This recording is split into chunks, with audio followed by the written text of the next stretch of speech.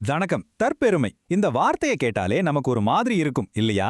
ஆனா அது வெறும் ஒரு கெட்ட குணம் மட்டும் இல்ல. அது நம்மளோட வீழ்ச்சிக்கே ஆரம்பமா இருக்கலாம்னு சொன்னா நம்புவீங்களா? ஒரு மனுஷனோட உண்மையான மதிப்பு எதுல இருக்கு? இந்த கேள்விக்கு டால்ஸ்டாய், மாவோ மாதிரி பெரிய சிந்தனையாளர்கள் என்ன பதில் சொல்றாங்கன்னு இன்னைக்கு கொஞ்சம் ஆழமா அலசி பார்க்கலாம். வாங்க இந்த சுவாரஸ்யமான பயணத்தை ஆரம்பிக்கலாம். இந்த ஒரு கேள்விதான் நம்மளோட இன்னைய முழு உரையாடலுக்கும் அச்சாணி. ஒருத்தரோட உண்மையான மதிப்பு எதனால் தீர்மானிக்கப்படுது? ஒரு நிமிஷம் யோசிச்சு பாருங்களேன். நம்மளோட நட்பு, வேலை பார்க்குற இடம், ஏன் குடும்பத்துல கூட இந்த கேள்வி திரும்ப திரும்ப வந்துகிட்டே இருக்கு இல்லையா? சரி, இன்னைக்கு நாம எதை பத்தியெல்லாம் பேச போறோம்னு ஒரு சின்ன அவுட்லைன். முதல்ல தற்பெருமைனா என்ன, அது எப்படி வீழ்ச்சிக்கு தொடக்கமா இருக்குன்னு பாப்போம். அப்புறம் டால்ஸ்டாயோட கணக்கு பார்வை, மாவோவோட குணச்சித்திர விளக்கம், ஒரு கம்யூனிஸ்டுக்கு என்ன தகுதி இருக்கணும், அப்புறம் மனுஷங்களை எப்படி அறிவியல் பூர்வமா மதிப்பிடுறதுன்னு பார்த்து கடைசியா சிந்தனையும் மாற்றமும் பத்தி பேசி முடிக்கலாம். நம்மளோட பாயிண்டே ரொம்ப முக்கியமானது. ஒரு மனுஷன் தன்னை எந்த அளவுக்கு அதிகமா புகழ்ந்துக்கிறானோ அந்த அளவுக்கு மத்தவங்க பார்வையில அவனோட மதிப்பு குறைஞ்சுகிட்டே போகுமா. இது ஒரு மாதிரி தலைகீழ் விகிதம் மாதிரி இல்ல. புகழ்ச்சி கூட கூட மதிப்பு குறையுது. இதை இன்னும் நல்லா புரிஞ்சுக்க வாங்க டால்ஸ்டாய் என்ன சொல்றாருன்னு கேட்போம். தற்பெருமைங்கிற இந்த சிக்கலான விஷயத்தை புரிஞ்சுக்க நாம முதல்ல ரஷ்யாவின் புகழ்பெற்ற எழுத்தாளர் லியோ டால்ஸ்டாய் கிட்ட போகலாம். அவர் இத ஒரு கணக்கு வாத்தியார மாதிரி அணுகுறாரு. ஆச்சரியமா இருக்கா? வாங்க எப்படின்னு பாப்போம். டால்ஸ்டாயோட ஐடியாவே ரொம்ப சிம்பிள். அவர் சொல்றாரு, ஒவ்வொரு மனுஷனும் ஒரு கணக்குல வர்ற பின்னம், அதாவது ஒரு ஃப்ராக்ஷன் மாதிரி. என்னடா இது மனுஷனை போய் ஃப்ராக்ஷனுக்கு ஒப்பிடுறாரேன்னு நினைக்காதீங்க. இதுக்குள்ள ஒரு பெரிய தத்துவமே அடங்கியிருக்கு. இந்த எளிமையான ஃபார்முலாவை பாருங்க. ஒரு பின்னம்னா மேல ஒரு நம்பர் கீழே ஒரு நம்பர் இருக்கும்ல, அந்த மேல இருக்கிற நம்பர் அதாவது தொகுதி, அதுதான் நம்மளோட உண்மையான தகுதி, நம்ம திறமை. கீழே இருக்கிற நம்பர் அதாவது பகுதி, அது நாம நம்மள பத்தி என்ன நினைக்கிறோங்கிறது, நம்மளோட சுய மதிப்பீடு. இப்போ ஒரு உதாரணம் பார்க்கலாம். ஒருத்தரோட உண்மையான தகுதி 8ன்னு வச்சுக்குவோம். ஆனா அவரு ரொம்ப அடக்கமா என் தகுதி 2 தான் அப்படின்னு தன்னையே மதிப்பிட்டுக்கிட்டா பாருங்க, அவரோட சமூக மதிப்பு 4 ஆகுது. அதாவது தன்னடக்கம் அவரோட உண்மையான மதிப்பை 2 மடங்கு அதிகமாக்குது. இப்போ அப்படியே உல்டாவா யோசிப்போம். அதே 8 தகுதி இருக்கிறவரு நான் தான் பெரிய ஜீனியஸ் நினைச்சுக்கிட்டு தன்னோட மதிப்பு 10ன்னு சொல்லிக்கிட்டா என்ன ஆகும்? பாருங்க, அவரோட மொத்த மதிப்பு 1 விட கம்மியாகி வெறும் 0.8ஆ மாறிடுது. பாத்தீங்களா? தற்பெருமை எப்படி ஒருத்தரோட உண்மையான மதிப்பு கூட குறைச்சு காட்டுதுன்னு. இதை விட ஒரு நல்ல உதாரணம் இருக்க முடியுமா?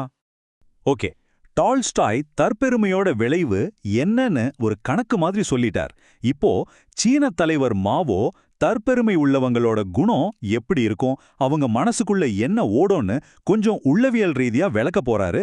இது இந்த புதிரோட அடுத்த பகுதி. மாவோ சொல்றபடி தற்பெருமைக்காரங்க கிட்ட இந்த 4 விஷயம் கண்டிப்பா இருக்குமா. 1, தன்னோட குறைகளை எப்பவுமே மறைப்பாங்க. 2, சின்னதா ஏதாவது செஞ்சா கூட அதை பெருசா சொல்லிக்குவாங்க. 3, மத்தவங்க எவ்ளோ பெரிய சாதனை செஞ்சாலும் அதை அலட்சியப்படுத்துவாங்க. கடைசியா ரொம்ப முக்கியமா, தப்ப பண்ணா கூட அதை மத்தவங்க மேல பழி போட்டுட்டு தங்களை ரொம்ப நல்லவங்க மாதிரி காட்டிப்பாங்க.